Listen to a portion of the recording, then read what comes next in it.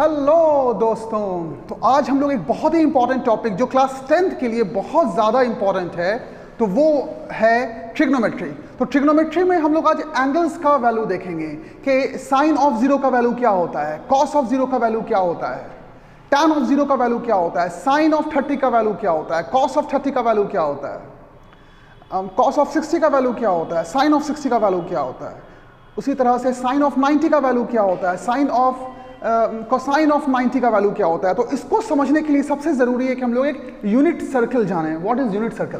तो यहां पे हम लोग देखेंगे यूनिट सर्कल। क्या हम लोग देख रहे हैं? Unit circle. अगर आपने यूनिट सर्कल को समझ लिया तो आपको साइन का कोई भी डिग्री फाइंड करने में प्रॉब्लम नहीं होगा, कोसाइन का कोई भी डिग्री फाइंड करने में प्रॉब्लम नहीं होगा। तो सबसे पहले हम लोग क्या करते हैं, एक सेंटर मान लेते हैं ओ जो है वो मेरा एक सेंटर है, और हम लोग मान लेते हैं कि ये यूनिट जो सर्कल है इसका रेडियस r है, और r जो होगा यहाँ पे क्या होगा, 1 होगा। चूंकि यूनिट सर्कल है तो रेडियस 1 होगा। अब हम लोग एक सर्कल यहाँ पे ड्रॉ कर लेते हैं। इस तरह से एक यूनिट सर्कल जो है हम लोगों ने ड्रॉ कर लिया। ठीक है, इस तरह से एक सर्कल हम लोग ड्रॉ कर लेंगे। ये हो गया मेरा यूनिट सर्कल। ये एक सर्कल है जिसका रेडियस कितना है, 1 है। Okay, no problem. अब हम लोग ये ज्यूम करते हैं कि ये जो सेंटर है ओ सर्कल का, ये कार्टेशियन कोऑर्डिनेट सिस्टम का सेंटर है। तो कार्टेशियन कोऑर्डिनेट सिस्टम का सेंटर होने के लिए क्या होना पड़ेगा, ये हमारा जो हो जाएगा वो एक्स एक्सिस हो जाएगा। This will be called as X prime, और इसमें एक्स, और यहां से जो एक्सिस पास करेगा that will be my Y axis. ये मेरा वाई एक्सिस होगा, and that will be called as Y dash, Y and Y dash और वाई प्राइम। और ये मेरा सेंटर हो गया ओ। अब इसका जो कोऑर्डिनेट होगा वो क्या होगा, 0,0 होगा। यहां तक तो किसी को प्रॉब्लम नहीं है। तो हम लोगों ने सर्कल कैसे ऑब्टेन किया, ये रेडियस को हम लोगों ने क्या किया, 360 डिग्री से रोटेट कर दिया। ओके, जब 360 डिग्री से रोटेट कर दिया तो हमें एक कंप्लीट सर्कल मिल गया। तो हम लोगों ने क्या किया, एक लाइन लिया यहां पे, और उसको क्या किया, 360 डिग्री से रोटेट कर दिया। 360 डिग्री से रोटेट कर दिया। तो अब ये बताओ कि यहां पर भी जो सर्कल का जो ओरिजिन से, मान लो यहां पे एक पॉइंट जो है वो Q है, तो Q का जो x डिस्टेंस होगा वो कितना होगा, हम लोग कह सकते हैं O to Q जो होगा वो R होगा। यहाँ पे R इज इक्वल टू 1 है। तो इसका मतलब ये हो गया कि Q पॉइंट का जो x कोऑर्डिनेट है वो क्या हो जाएगा, 1, और y कोऑर्डिनेट क्या हो जाएगा, 0। तो जो यहाँ पे मेरा Q पॉइंट है उसका x कोऑर्डिनेट क्या हो गया, उसका x कोऑर्डिनेट हो गया 1 और y कोऑर्डिनेट हो गया 0। अच्छा ये बताओ x कोऑर्डिनेट 1 क्यों हो गया? इसलिए हो गया कि देखो रेडियस जो है वो 1 है, तो अगर मेरा O2 मान लो P मान लेते हैं, O2P अगर रेडियस है तो O2Q भी तो रेडियस होगा ना। अगर मेरा O2P रेडियस है तो O2Q भी रेडियस ही होगा, और रेडियस कितना है, 1 है, तो O2Q कितना होगा, 1 होगा। इसलिए हम लोग कहेंगे कि x यहां पे कितना है, x इज इक्वल टू 1 है। ठीक है, x जो होगा वो मेरा 1 होगा। ठीक है, और यहां पे हमें ये पॉइंट मिल गया। अब हम लोग यहां पे मान लेते हैं कि ये जो Q पॉइंट है वो मूव करके P पे चला गया, तब भी O2P भी 1 होगा। अब कार्टेशियन कोऑर्डिनेट सिस्टम में मेरा P जो होगा वो x, y से रिप्रेजेंट किया जा सकता है। x का मतलब क्या हो गया, x का मतलब ये हुआ कि अगर हम लोग पॉइंट P से एक परपेंडिकुलर ड्रॉप कर दें, कहां ड्रॉप कर दें, x एक्सिस पे, एक परपेंडिकुलर ड्रॉप कर दें x एक्सिस पे, और मान लो ये m पे हिट करता है, तो यहां से हम लोग कह सकते हैं कि OM is equal to x हो जाएगा। OM जो हो जाएगा वो x हो जाएगा, और MP जो हो जाएगा मेरा वो y हो जाएगा, है ना। ये हो जाएगा मेरा y कोऑर्डिनेट। अब देखो यहां पे क्या हो रहा है, यहां पे मेरा एक right angle triangle, last time हम लोग राइट एंगल ट्रायंगल देखा था, तो यहां पर भी मेरा राइट एंगल ट्रायंगल बन रहा है। OMP जो है वो राइट ट्रायंगल है। तो हम लोग लिखेंगे कि in right triangle OMP right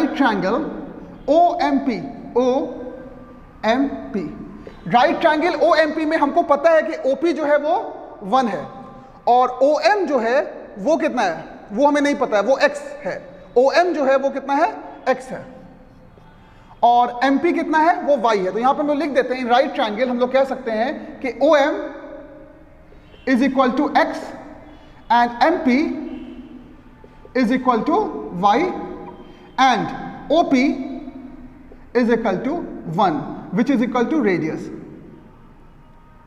radius of a circle. इतना फैक्ट्स तो हमें दिया हुआ है, तो हम लोग अब साइन और कोसाइन ऑफ थीटा डिफाइन कर सकते हैं। यहां पे थीटा हम लोग एज्यूम करते हैं कि जब O से Q जब रोटेट किया तो ये रोटेट किया थीटा से और Q पॉइंट P को मूव कर गया, तो ये जो मेरा एंगल होगा, लेट्स एज्यूम कि ये मेरा थीटा है। क्या है, थीटा है। तो अब हम लोग यहां पे डिफाइन कर सकते हैं what is my sine theta.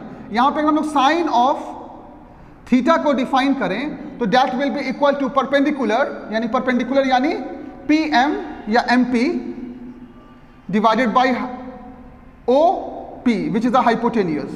तो MP कितना है मेरा, MP जो है वो y है, और हाइपोटेन्यूज कितना है मेरा 1। तो हम लोग कह सकते हैं y must be equal to sine theta. So sine of theta must be equal to y।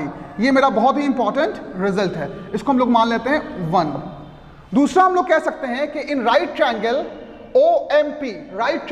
OMP में मेरा कॉस ऑफ थीटा क्या होगा। तो कॉस ऑफ थीटा जो होगा वो होगा बेस डिवाइडेड बाय हाइपोटेन्यूज। तो बेस मेरा क्या है, बेस मेरा हो गया OM और हाइपोटेन्यूज हो गया OP।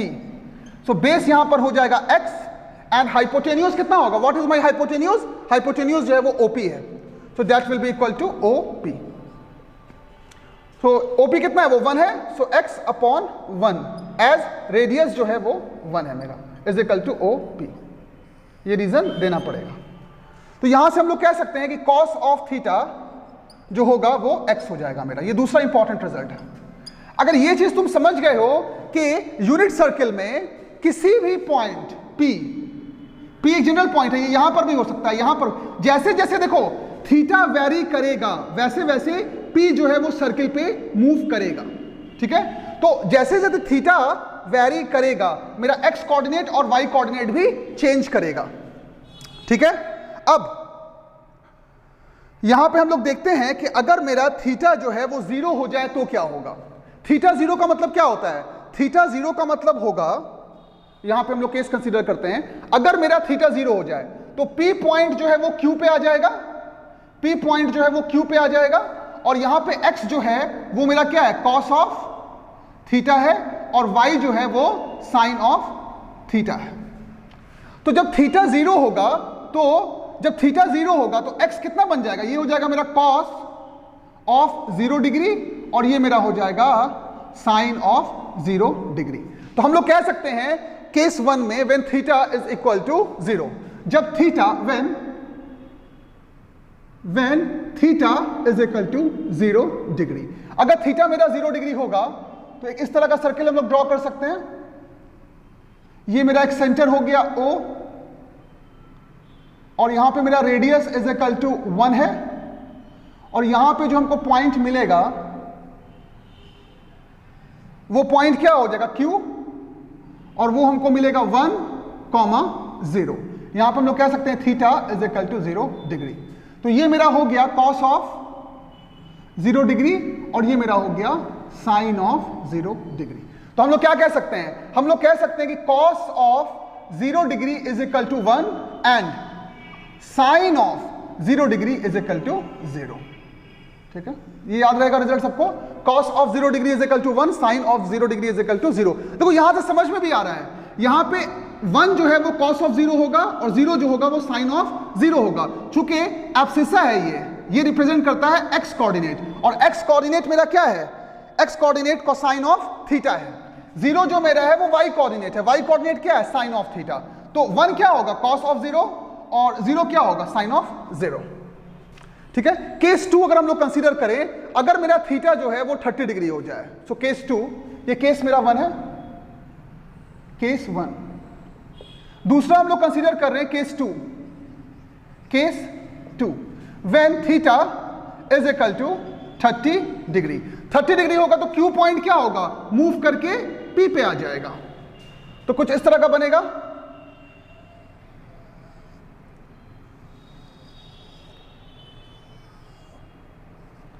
अब मेरा जो Q पॉइंट था वो मूव करके कहां पर आ जाएगा, मान लो ये मेरा Q पॉइंट था, यहां पे Q पॉइंट था 1,0, अब ये मूव करके आ जाएगा पॉइंट P पर जिसका कोऑर्डिनेट x, y है, और ये जो एंगल हो जाएगा ये हो जाएगा मेरा 30 डिग्री। सो ये मेरा बन जाएगा cos ऑफ 30 डिग्री और ये मेरा बन जाएगा साइन ऑफ 30 डिग्री। अब देखो जैसे जैसे थीटा इज इक्वल टू 30, जैसे जैसे थीटा फिर बढ़ के 60 डिग्री हो जाएगा, 70, 80, 90 डिग्री हो जाएगा, तो फिर वहां पे भी 90 डिग्री, जब यहां पे मेरा 90 डिग्री हो जाएगा तो ये वाला कोऑर्डिनेट मेरा कितना बन जाएगा, 0,1 बन जाएगा।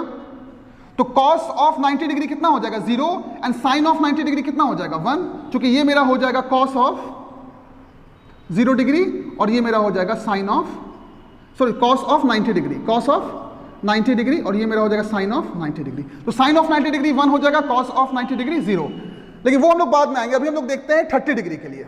तो देखो 30 डिग्री में बताओ कि x कोऑर्डिनेट ज्यादा होगा कि y कोऑर्डिनेट ज्यादा होगा। यहां पे अगर हम लोग देखें तो x जो है वो बड़ा है y से, है ना, तो ये हो गया मेरा x कोऑर्डिनेट और ये हो गया मेरा y कोऑर्डिनेट।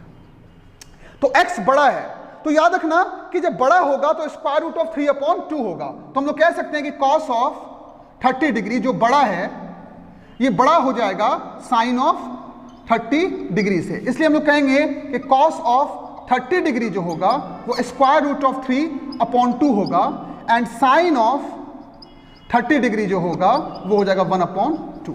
तो यहां पे हमको दो कोऑर्डिनेट मिल गया, cos ऑफ 30 डिग्री जो हो जाएगा स्क्वायर रूट ऑफ 3/2 होगा और साइन ऑफ 30 डिग्री 1/2 हो जाएगा। क्योंकि cos जो है वो बड़ा है, यहां पे cos ऑफ 30 जो होगा वो बड़ा होगा साइन ऑफ 30 से।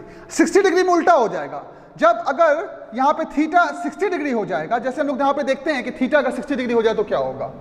अब एक सर्कल को हम लोग ड्रॉ करते हैं, यहां पे यूनिट सर्कल है, याद रखना कि this is a unit circle. तो अब जो है यहां पे हम लोग कंसीडर करते हैं कि थीटा जो है मेरा वो कितना हो गया 60 डिग्री हो गया। ये हो गया x कोऑर्डिनेट और ये हो गया y कोऑर्डिनेट। x को क्या लिख सकते हैं हम लोग cos ऑफ 60 डिग्री, y को क्या लिख सकते हैं साइन ऑफ 60 डिग्री, ठीक है। अब यहां पर देखो कि x बड़ा होगा कि y बड़ा होगा।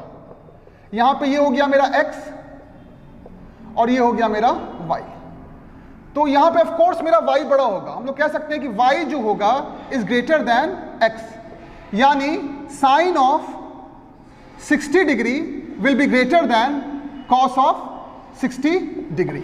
अब बड़ा होगा तो स्क्वायर रूट ऑफ 3/2 होगा, इसका मतलब साइन ऑफ 60 डिग्री जो होगा वो स्क्वायर रूट ऑफ 3/2 होगा एंड cos ऑफ 60 डिग्री जो होगा वो 1/2 होगा। ये स्क्वायर रूट ऑफ 3/2 नहीं तो 1/2। अब देखो दोनों को कंपेयर करो कि जो sine of 60 degree square root of 3/2 है, साइन ऑफ 60 डिग्री वही है जो यहां पे cos ऑफ 30 डिग्री है, यानी हम लोग कह सकते हैं कि sine of 60 degree is equal to cos of 30 degree. तो हम लोग क्या कह सकते हैं, हम लोग कह सकते हैं कि sine of 60 degree is equal to cos of 30 degree. ये कॉम्प्लीमेंट से भी ट्रू हो गया, हम लोग साइन ऑफ 60 डिग्री को लिख सकते हैं sine cos of 90 minus 60, cos of 90 degree minus 60। तो cos ऑफ 90 डिग्री माइनस 60 क्या होगा, cos ऑफ 30 हो जाएगा। तो ये एक इंपॉर्टेंट रिजल्ट है, वेरी वेरी इंपॉर्टेंट। दूसरा हम लोग देखते हैं cos ऑफ 60। तो cos ऑफ 60 डिग्री जो होगा वो कितना होना चाहिए, cos ऑफ 60 वही है जो साइन ऑफ 30 है, वो हो जाएगा मेरा sine of 30 degree that is equal to 1/2। तो हम लोग कह सकते हैं कि cos of 60 degree must be equal to sine of 90 degree minus 60, यानी साइन ऑफ 30 डिग्री। तो यहां से हम लोग कॉम्प्लीमेंट एंगल भी प्रूव कर दिया। हम लोग क्या कह सकते हैं, हम लोग कह सकते हैं कि sine of theta must be equal to cos of 90 degree minus theta. दूसरा हम लोग कह सकते हैं cos of theta must be equal to sine of 90 degree minus theta.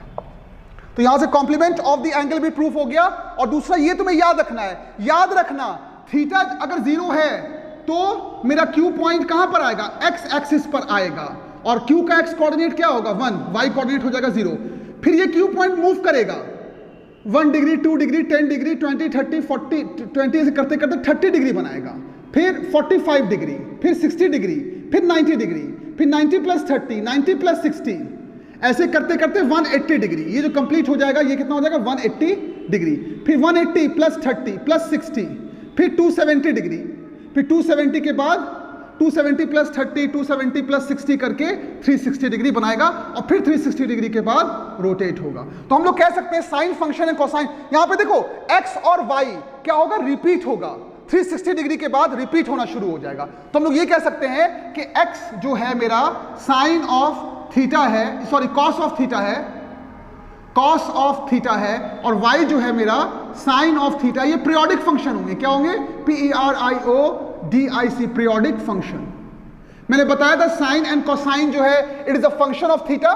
Theta variable है, थीटा चेंज कर रहा है यहाँ पे, और अकॉर्डिंगली जो है साइन और कोसाइन का वैल्यू चेंज करेगा। ये पीरियोडिक फंक्शन क्यों है, इसलिए कि देखो ये एक पीरियड यानी 360 डिग्री के बाद ऐसे रोटेट होने के बाद जब 360 डिग्री कंप्लीट करेगा तो again it will start repeating it's value.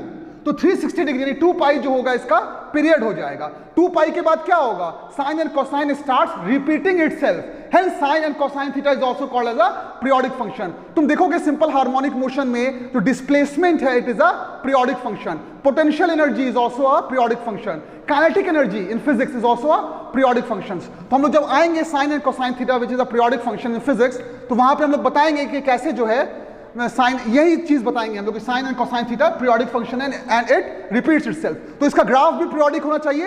अगर साइन का ग्राफ हम लोग देखें तो कुछ इस तरह का ग्राफ होता है, साइन का ग्राफ हो गया कुछ इस तरह का होता है। देखिए ये हो गया मेरा 2 पाई यानी 360 डिग्री, 360 डिग्री जिसको हम लोग 2 पाई भी बोलते हैं। ये हो गया मेरा कितना पाई, जिसको हम लोग 180 डिग्री भी बोलते हैं, और ये मेरा हो गया 0 डिग्री। ठीक है, ये मेरा कितना हो जाएगा, ये पाई बाई 2 हो जाएगा 90 degree, pi by 2 which is called as a 90 degree.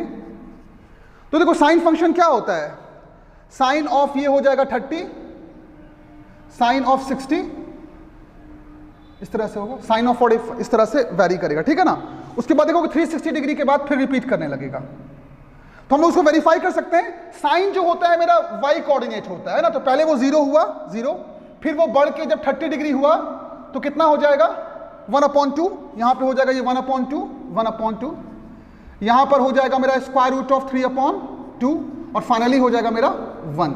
उस तरह से ये रिपीट करेगा। तो 30 डिग्री पे कितना हो जाएगा, स्क्वायर रूट ऑफ 3/, ये हो जाएगा मेरा 1/2। उसके बाद 60 डिग्री, जब ये 60 डिग्री एंगल बनाएगा तो साइन ऑफ थीटा, कोसाइन तो हो गया मेरा स्क्वायर रूट ऑफ ये 1/2 हो गया, कोसाइन ऑफ 60, और साइन ऑफ 60 कितना हो जाएगा, साइन ऑफ 60 हो जाएगा स्क्वायर रूट ऑफ 3/2।